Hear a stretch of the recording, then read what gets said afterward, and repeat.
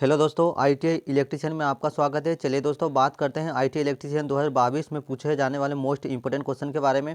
हमारा पहला ऑप्शन है सोडियम वेपर लैंप का जीवन काल कितना होता है। पूछा गया फ्रेंड्स कि सोडियम वेपर लैंप का जीवन काल कितना होता है। पहला ऑप्शन है 1000 घंटे, 2000 घंटे, 6000 घंटे या 4000 घंटे। तो यहाँ पर जो राइट आंसर आएगा फ्रेंड्स, सोडियम वेपर लैंप का जो जीवन काल होता है फ्रेंड्स वह 6000 घंटे का होता है। यहाँ पर जो राइट आंसर होगा वह 6000 घंटे का होता है सोडियम वेपर लैंप का जीवन काल। नेक्स्ट क्वेश्चन है फ्रेंड्स, गैस टरबाइन संयंत्र के मुख्य भाग कौन से हैं। मोस्ट इंपोर्टेंट क्वेश्चन पूछा गया है कि गैस टरबाइन संयंत्र के मुख्य भाग कौन से हैं। यहाँ पर पहला ऑप्शन है कंप्रेसर, दहन कक्ष, टरबाइन या उपरोक्त सभी। तो यहाँ पर जो राइट आंसर होगा फ्रेंड्स वह होगा उपरोक्त सभी। गैस टरबाइन जो संयंत्र होता है उसमें कंप्रेसर भी भाग होता है, दहन कक्ष भी होता है, टरबाइन होता है। तो यहाँ पर जो राइट आंसर होगा वह उपरोक्त सभी। नेक्स्ट क्वेश्चन है प्रतिरोध का विलोम क्या होता है। मोस्ट इंपोर्टेंट क्वेश्चन है फ्रेंड्स कि प्रतिरोध का विलोम क्या होता है। धारा, चालकता, धारिता या वोल्टता। तो यहाँ जो राइट आंसर होगा वह प्रतिरोध का जो विलोम होता है वह चालकता होता है। प्रतिरोध क्या करता है कि धारा के प्रवाह में रुकावट पैदा करता है, लेकिन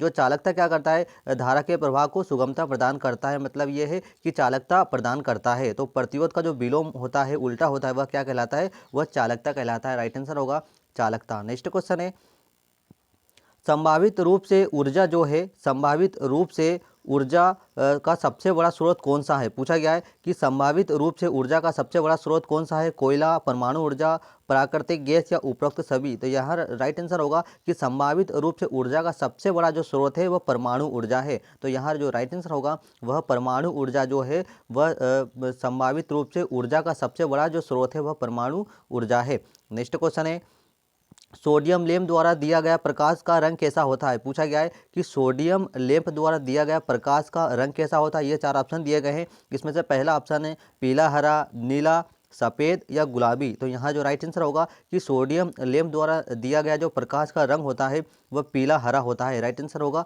पीला हरा होता है। नेक्स्ट क्वेश्चन है एक अंडर एक्साइटेड सिंक्रोनस मोटर किस तरह व्यवहार करती है। एक अंडर एक्साइटेड सिंक्रोनस जो मोटर है वह किस तरह व्यवहार करती है। प्रेरकत्व की तरह। पहला ऑप्शन है प्रेरकत्व, दूसरा है संधारित्र, तीसरा है प्रतिरोधक या प्रतिबाधा। तो यहाँ जो राइट आंसर होगा फ्रेंड्स वह प्रेरकत्व की तरह व्यवहार करती है। राइट आंसर होगा पहले वाला, प्रेरकत्व की तरह व्यवहार करती है। नेक्स्ट क्वेश्चन है निम्न में से किस अनुप्रयोग के लिए डीसी अनिवार्य है। पूछा गया है कि ये चार ऑप्शन है और इसमें से आपको बताना है कि किस अनुप्रयोग के लिए डीसी धारा आवश्यक है। ये पहला ऑप्शन है compressor, battery charging, printing press या ये सभी। तो यहाँ जो राइट आंसर होगा वह बैटरी चार्जिंग। दोस्तों बैटरी चार्जिंग के लिए हमें आवश्यकता जो धारा होती है वह डीसी धारा, दिष्ट धारा की आवश्यकता होती है। एसी से बैटरी चार्जिंग नहीं किया जा सकता है। ठीक है, तो यहाँ जो राइट आंसर होगा कि डीसी अनिवार्य है किसके लिए, तो बैटरी चार्जिंग के लिए डीसी धारा की आवश्यकता होती है। नेक्स्ट क्वेश्चन है ट्रांसफार्मर में निम्न में से कौन सा भाग सबसे अधिक गर्म होता है। पूछा गया है कि ट्रांसफार्मर में निम्न में से कौन सा भाग सबसे अधिक गर्म होता है।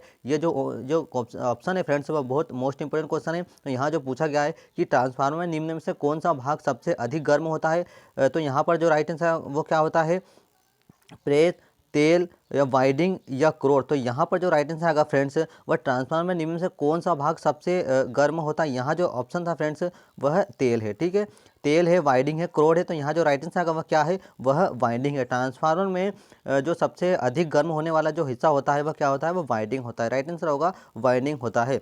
नेक्स्ट क्वेश्चन है फ्रेंड्स आर्मेचर की शाफ्ट को खालिस्तान द्वारा पकड़ा जाता है। पूछा गया है कि आर्मेचर की शाफ्ट को खालिस्तान द्वारा पकड़ा जाता है पोल्सू द्वारा, रॉकर आर्म द्वारा, एंड प्लेट द्वारा या उपरोक्त सभी। तो यहाँ जो राइट आंसर होगा फ्रेंड्स आर्मेचर की शाफ्ट को हम किसके द्वारा पकड़ते हैं, तो यह एंड प्लेट द्वारा पकड़ते हैं। तो राइट आंसर होगा एंड प्लेट द्वारा पकड़ते हैं। नेक्स्ट क्वेश्चन है कितने लाइट पॉइंट एक सर्किट में रख सकते हैं। पूछा गया है कि कितने लाइट जो पॉइंट है वो एक सर्किट में रख सकते हैं, 5, 10, 12 या 8। तो यहाँ जो राइट आंसर होगा वह 10 पॉइंट हम एक लाइट परिपथ में सर्किट में रख सकते हैं। तो राइट आंसर होगा 10। नेक्स्ट क्वेश्चन है एक ट्रांसफार्मर में दक्षता शून्य होती है। पूछा गया कि एक ट्रांसफार्मर की दक्षता शून्य होती है पूर्ण भार पर, शून्य भार पर, 1/4 भाग पर या 1/2 भाग पर। तो यहाँ जो राइट आंसर होगा फ्रेंड्स कि एक ट्रांसफार्मर की जो दक्षता है वह शून्य जो भार होती है, एक ट्रांसफार्मर की दक्षता शून्य भार पर ही पूर्ण होती है। तो यहाँ राइट आंसर जो होगा वह शून्य भार पर दक्षता क्या होती है, शून्य होती है। नेक्स्ट क्वेश्चन है एक ट्रांजिस्टर परिचालित युक्ति है। पूछा गया है कि एक ट्रांजिस्टर परिचालक युक्ति है, 4 ऑप्शन है। तो जो ट्रांजिस्टर है फ्रेंड्स वह एक धारा परिचालक युक्ति है। राइट आंसर आएगा धारा परिचालक युक्ति कौन है? Transformer. Next question transistor. Next question है एक फ्यूज में होता है। पूछा गया है कि एक फ्यूज में होता है निम्न गलनांक बिंदु, निम्न मूल्य, उच्च चालकता या उपरोक्त सभी। तो यहाँ जो राइट आंसर होगा फ्रेंड्स, एक जो फ्यूज होता है उसमें निम्न गलनांक बिंदु होता है, निम्न मूल्य भी होना चाहिए, उच्च चालकता भी होना चाहिए। तो राइट आंसर होगा उपरोक्त सभी। यहाँ जो राइट आंसर होगा वह उपरोक्त सभी। नेक्स्ट क्वेश्चन है थर्मोकपल व पायरोमीटर में उपयोग होता है। पूछा गया कि थर्मोकपल व पायरोमीटर में उपयुक्त होता है टंगस्टन, नाइक्रोम, मैग्नीन या प्लेटिनम। तो यहाँ राइट आंसर होगा फ्रेंड्स कि एक थर्मोकपल व पायरोमीटर में उपयोग होता है तो प्लेटिनम धातु का उपयोग करते हैं। राइट आंसर आएगा प्लेटिनम धातु का उपयोग करते हैं। नेक्स्ट क्वेश्चन है सोल्डर में टीन की मात्रा मिलाने से सोल्डर कैसा होता है? तो सोल्डर में टीन की मात्रा मिलाने से सोल्डर जो होता है वह कठोर होता है, नरम होता है, तरल होता है या वाष्पीकृत होता है। तो जो राइट आंसर होगा यहाँ पर कि सोल्डर में टीन की मात्रा मिलाने जो सोल्डर होता है वह नरम होता है। राइट आंसर होगा नरम होता है। नेक्स्ट क्वेश्चन फ्रेंड्स निम्न में से प्रेरकत्व का चिन्ह है। पूछा गया है कि निम्न में से प्रेरकत्व का चिन्ह है H, L, X या Z। तो यहाँ जो राइट आंसर होगा वह L होता है। यहाँ याद रखना कि जो प्रेरकत्व है उसका मात्रक हेनरी है तो इसका चिन्ह क्या होता है? L होता है।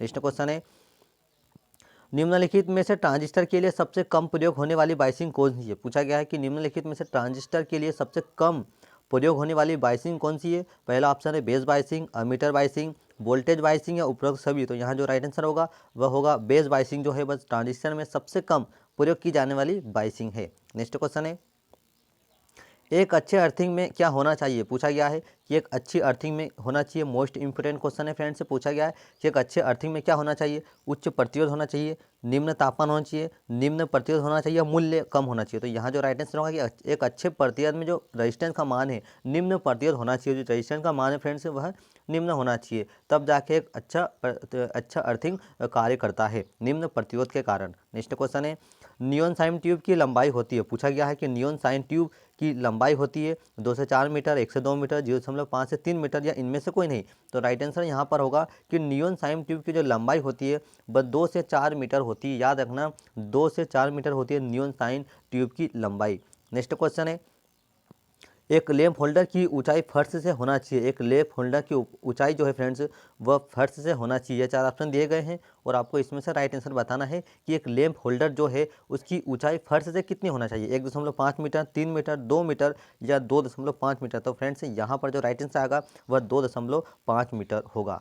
तो चलिए दोस्तों आपको वीडियो कैसा लगा कमेंट से जरूर बताएं। आपने चैनल को सब्सक्राइब नहीं किया फ्रेंड्स सब्सक्राइब जरूर करें। मिलते हैं अगले वीडियो में। Thank you.